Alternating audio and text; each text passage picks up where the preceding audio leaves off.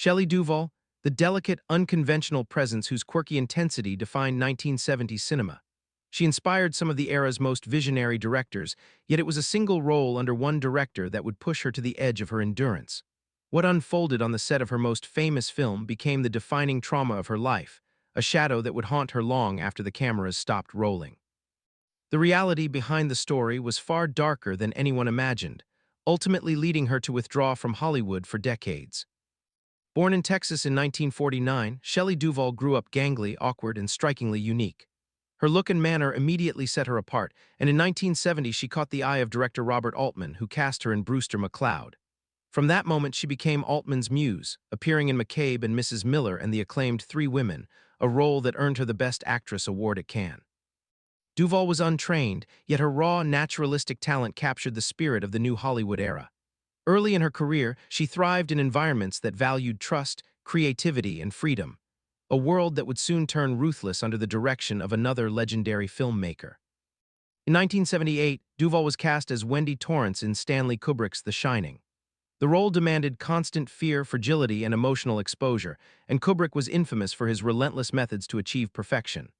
On set, he reportedly isolated her, insulted her, and pushed her through extreme psychological strain, instructing the cast and crew to offer no comfort or sympathy. The notorious baseball bat scene alone was filmed 127 times, a record at the time, leaving Duvall physically exhausted and emotionally raw. She later claimed that the stress caused her hair to fall out in clumps. Even co-star Jack Nicholson remarked that Kubrick treated her differently than anyone else. The work went beyond acting. It became a sustained psychological ordeal.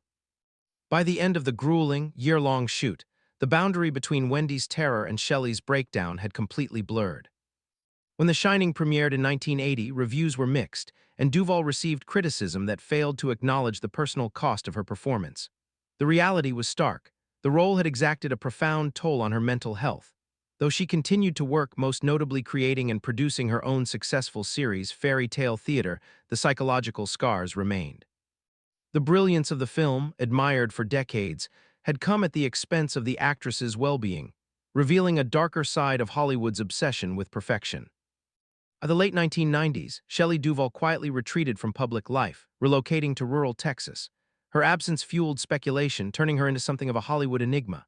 That mystery ended abruptly in 2016 when a controversial television appearance revealed her severe struggles with mental health, shocking fans and sparking an important conversation about the ethical treatment of actors on set.